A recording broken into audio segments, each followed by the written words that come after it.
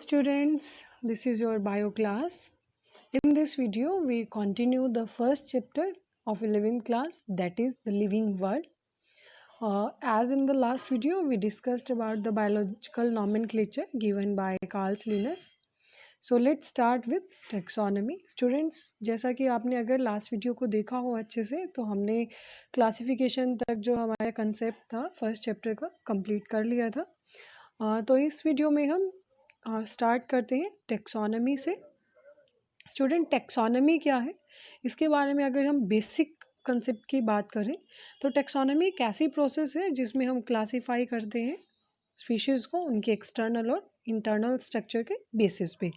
Internal structure में अगर हम बात करें तो उसमें हम cell, developmental process, ecological information, ये सभी इंक्लूड करेंगे और इसी प्रोसेस को हम कहेंगे टैक्सोनॉमी.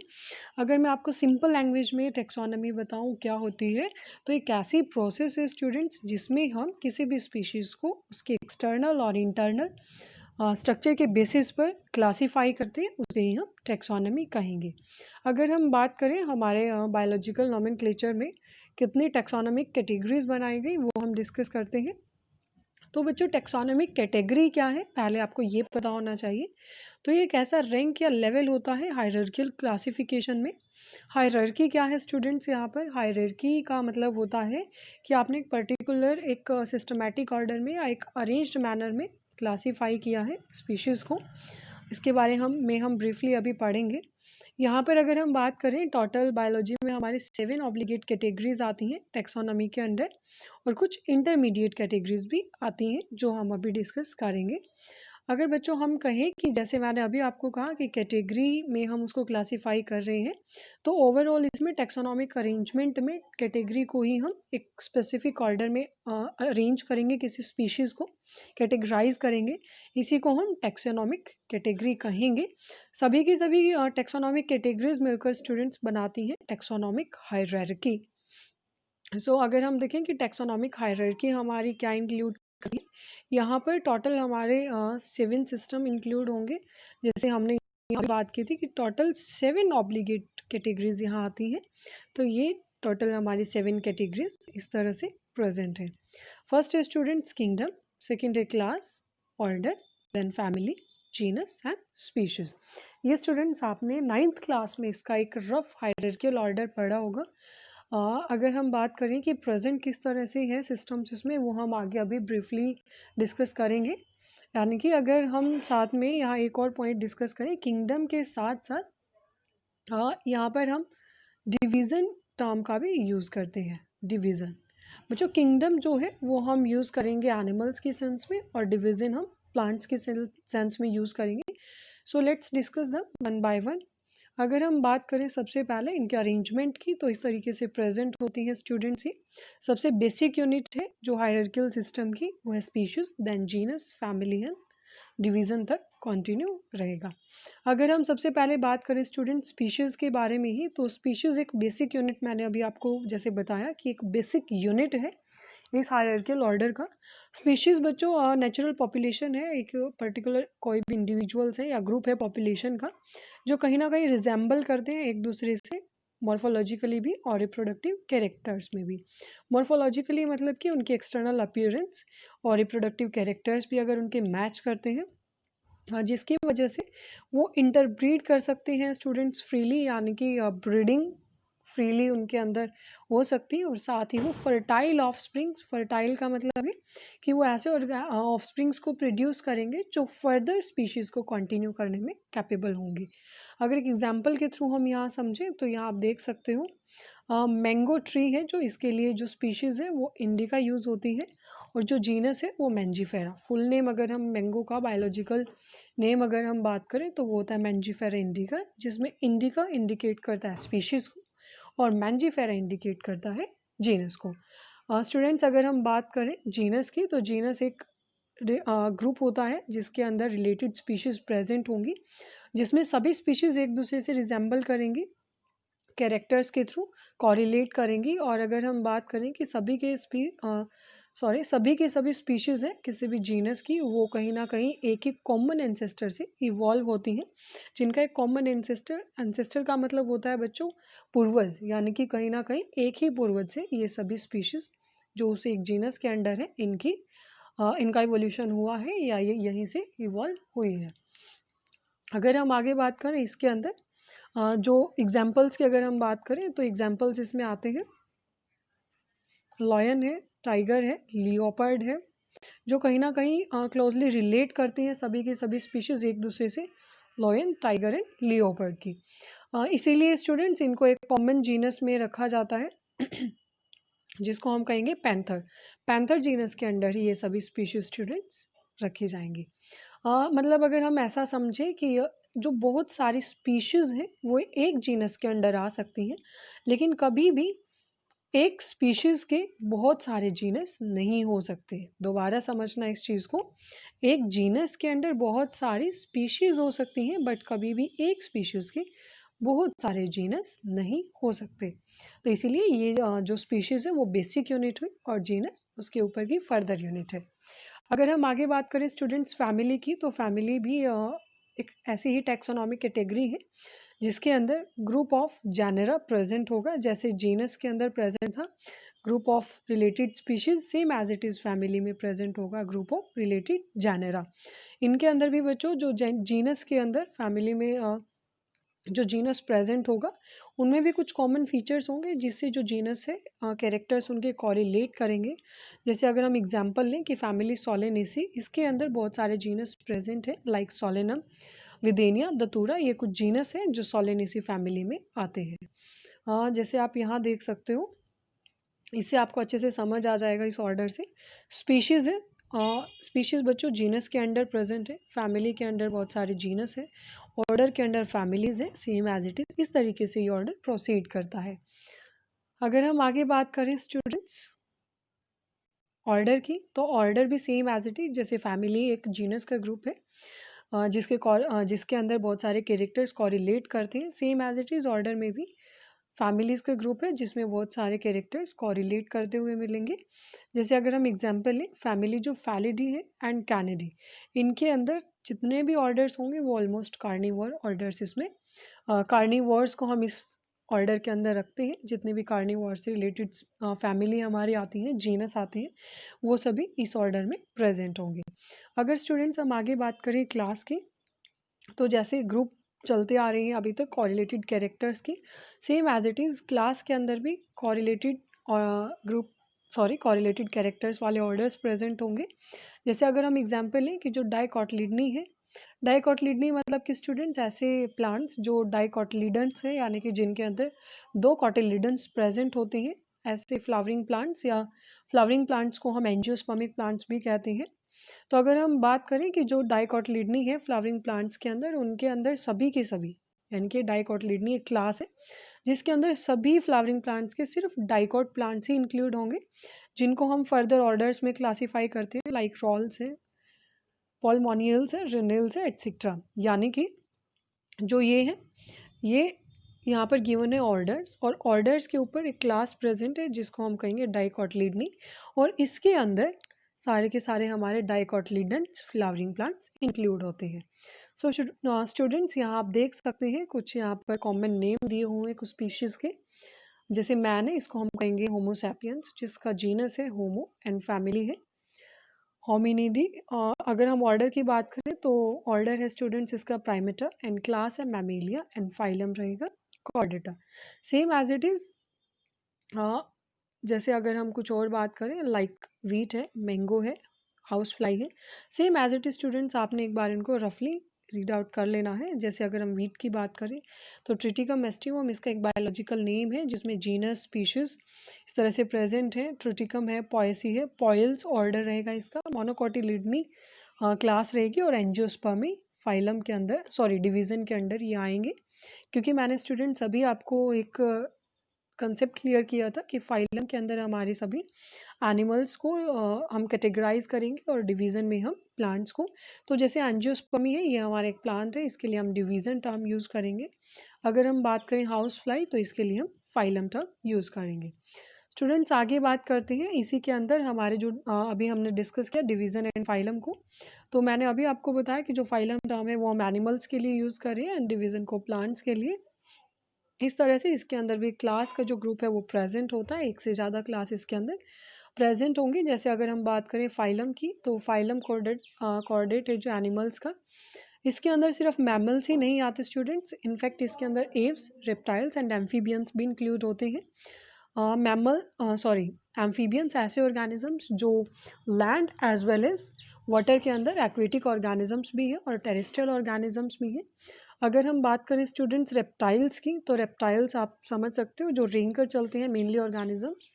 और अगर हम बात करें एव्स की तो इस कैटेगरी में स्टूडेंट्स बर्ड्स इंक्लूड होते हैं। उसके बाद हम सबसे अपर मोस्ट जो हमारी कैटेगरी है दैट इज़ किंगडम, उसको अगर हम डिस्कस करें तो स्टूडेंट्स ये हाईएस्ट टेक्सोनॉमिक कैटेगरी है जिसके अंदर सभी के सभी प्लांट्स इंक्लूड होते हैं। और जो प्लांटे किंगडम हम कह सकते हैं, जैसे अगर हम कहें कि भाई किंगडम के अंदर नॉट ओनली प्लांट्स, यहाँ पर एनिमल्स भी इंक्लूड होते हैं। तो इसी के अकॉर्डिंग हम जो प्लांट किंगडम होगा उसके लिए प्लांटे और एनिमल किंगडम होगा उसके लिए हम एनिमेलिया टर्म को यूज़ करेंगे। सो स्टूडेंट्स इसके अकॉर्डिंग जो हमारे टोटल क्लासिफिकेशन है ये कंप्लीट हो जाती है जो हमने अभी पढ़ा था। इसमें हमने पढ़ा अभी किंगडम के अंदर बहुत सारी क्लासेस एंड क्लासेस के अंदर बहुत सारे ऑर्डर्स कॉरिलेटेड कैरेक्टर्स के according same as it is family then genus and then species.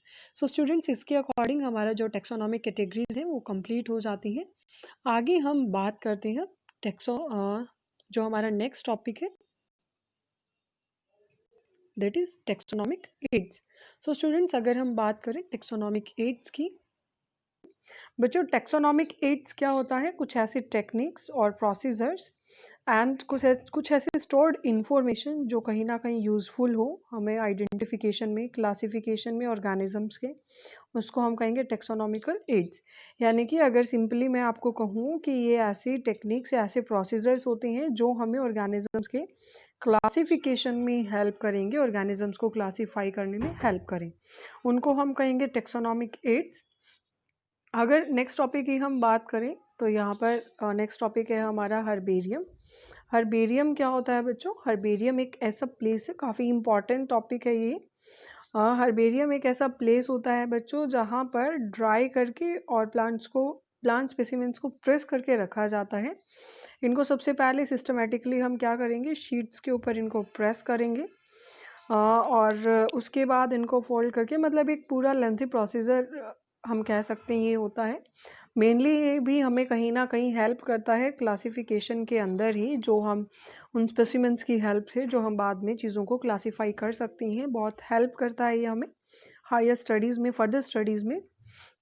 अगर हम कहें कि हर्बेरियम है क्या, तो हर्बेरियम में बेसिक तो यही हुआ कि यहाँ पर ड्राई और प्रेस करके प्लांट स्पेसिमेंट्स को रखते हैं। साथ में ही बच्चों हर्बेरियम शीट्स के ऊपर एक लेबल भी प्रोवाइड किया जाता है जिसमें टोटली इंफॉर्मेशन होती है उस प्लांट स्पेसिमेन की जिसको हमने कलेक्ट किया है और उसको ड्राई और प्रेस करके हमने रखा है।